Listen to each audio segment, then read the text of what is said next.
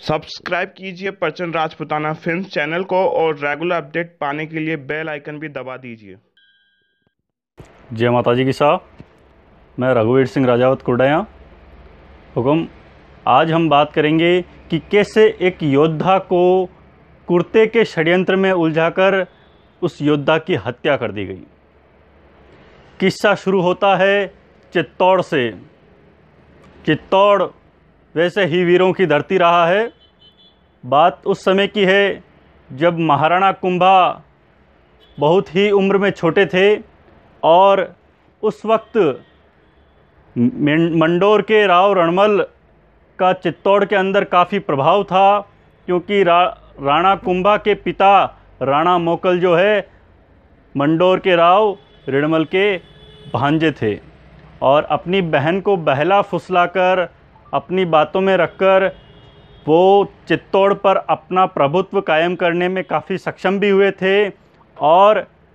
वो अपने राठौड़ सामंतों को ज़्यादा से ज़्यादा वहाँ पर जागीरें प्रदान करवाना चाहते थे और इसमें कहीं हद तक सफल हुए थे। लेकिन अगर उन्हें कोई रोकने वाला था तो वो थे रावत चुंडा और उसके बाद कोई थे तो राघवदास। रावत चुंडा को राव रणमल ने अपनी बहन से कहकर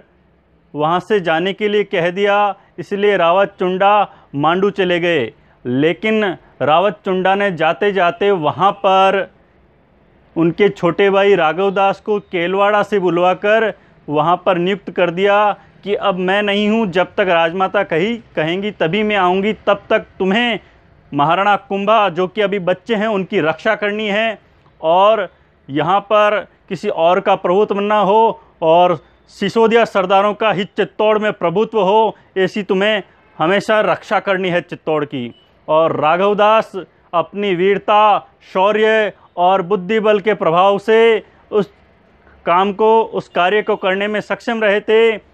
राव रणमल के अगर रास्ते का कोई कांटा था तो वो थे राघवदास और उन्हें राघवदास को मिटाना ज़रूरी था। इसलिए राव रणमल ने एक चाल चली और उस चाल के तहत उन्होंने एक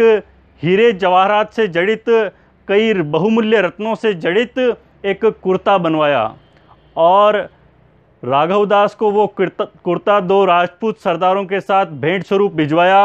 और ये कहलवाया कि राव रणमल का उद्देश्य गलत नहीं है, वो राघवदास के मित्र हैं और उन्हें सदा अपना मित्र समझें और उपहार स्वरूप मेरा ये जो भेंट है उसे स्वीकार करें।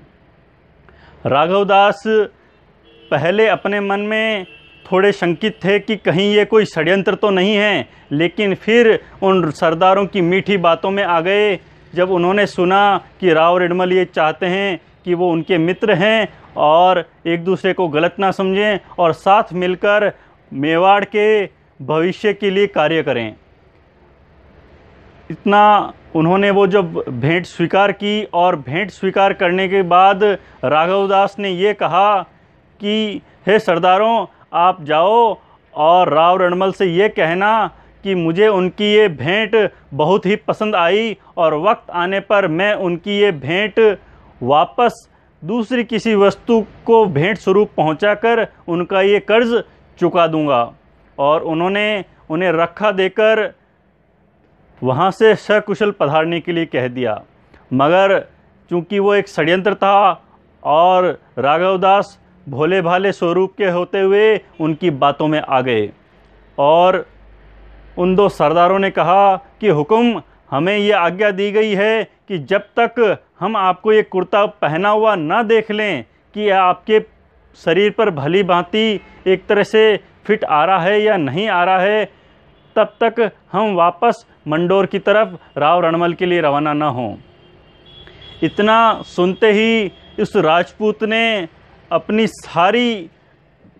चीज़ें छोड़ दी, अपनी तलवार एक तरफ रख दी तो अपनी कमर से कटार निकालकर एक तरफ रख दी और उस कुर्ते को पहनने के लिए अपने दोनों हाथ बढ़ाए अंदर और अपना सर डाला।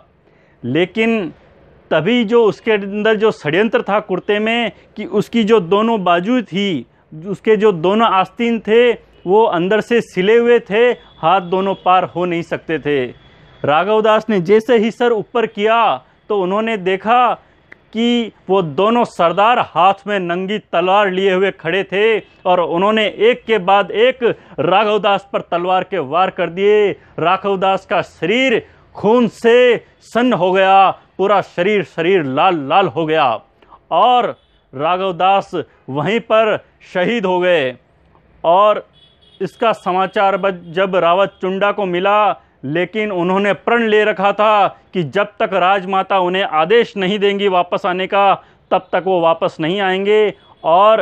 रावत चुंडा ने